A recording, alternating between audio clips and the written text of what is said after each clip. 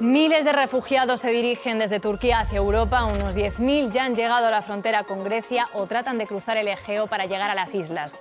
Bruselas teme que se convierta en una crisis de refugiados como la que se vivió en 2015. El gobierno turco ha recibido 6.000 millones de euros desde entonces para contener la migración que provoca principalmente la guerra siria y, sin embargo, ha abierto sus fronteras. Turquía, que acoge a 4 millones de refugiados sirios, dice que ya no puede contenerlos ante el recrudecimiento de la guerra que ha provocado otro millón de desplazados. What we can do? We have nothing to do. This is our life. Every time to struggle. El tiempo pasa, pero para los israelíes últimamente parece que lo hace en bucle. Los dos benjamines, Netanyahu y Gantz, luchando por el poder una vez más. Normalmente se decide en las urnas, pero estas son las terceras elecciones en menos de un año y las encuestas apuntan a que persiste el bloqueo político. Esto ya hemos batido récord frente a Italia o frente a Grecia, por eso yo creo que esto va a ser la tercera, es la vencida. Va a haber gobierno. ¿Cuál? Es una buena pregunta. Para Netanyahu, más de una década en el poder e imputado por corrupción, las elecciones son un plebiscito. Gantz le acusa de haber polarizado como nadie la sociedad israelí. En juego el rumbo del país, sus políticas sociales, económicas y, como siempre, la seguridad. Esta vez centrada en la posible anexión por parte de Israel de sus colonias, consideradas ilegales por el derecho internacional. Colonias como esta de Beit Ziyad, en Cisjordania. En medio de ella, rodeado de vallas, vive Saadat y su familia. الوحيد اللي بيقدر يقرر مش نتنياهو ولا ترامب لأن لا ترامب ولا نتنياهو يملك الحق في الأرض هاي. Al otro lado, en la colonia, vive Daniel. Cree que hay que buscar una solución mediante el diálogo entre judíos y palestinos. Tenemos mucha historia y con mucha sangre. Y va a ser muy difícil de solvar. Y ni la tercera elecciones. Lo que vemos es división. Estas vallas que separan a palestinos de colonos judíos aquí en Cisjordania podrían convertirse en un futuro próximo en las fronteras entre Israel y Palestina si finalmente sale adelante el polémico plan de paz de Donald Trump. Es un plan que no, como digamos, no va a volar, es decir, no tiene posibilidades porque no acepta las demandas mínimas de los palestinos. Netanyahu vende lo contrario. Gantz también respalda el plan, pero apuesta por el diálogo para desarrollarlo. Dos visiones entre las que tienen que decidir los israelíes. Ellos elegirán el tren al que finalmente deciden subirse. El coronavirus sigue su expansión por el mundo. Llegó el viernes al África subsahariana con un caso en Nigeria, otro confirmado en Senegal, pero sobre todo se expande por Asia y por Europa. En Italia, el país cercano más afectado, hay al menos 52 muertos y más de 2.000 casos de contagio. Aquí en España ya se han registrado más de 120 casos y Sanidad estudia, reunida en estos momentos con las comunidades autónomas, si aumentan las medidas de protección. Bueno, pues si la economía mundial ya no pasaba por su mejor momento, el coronavirus la está haciendo directamente tiritar. La OCDE, la organización que agrupa a las 36 economías más potentes del mundo, ha titulado su informe de previsiones Coronavirus, la economía mundial en riesgo. Primer síntoma, la economía se ralentiza, medio punto menos de crecimiento para este año, pero bueno, podría ser más si el contagio se extiende y tarda en curarse. En ese caso, la OCDE calcula que el crecimiento podría reducirse hasta el 1,5%. Pero el virus del miedo no afecta a todas las economías por igual. China, donde empezó todo, es la que más se resiente, 8 décimas menos. Japón y la eurozona también sufren la enfermedad, 4 décimas menos en un caso, 3 décimas menos en el otro.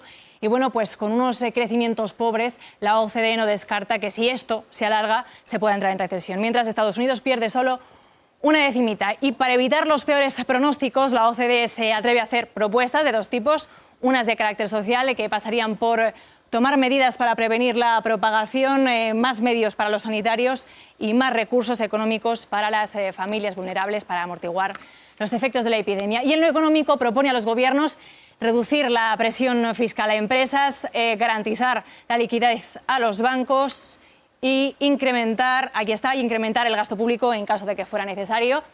Todo, pues bueno, para evitar que se pare la economía. Pero el diagnóstico de la OCDE no ha sentado bien a los mercados.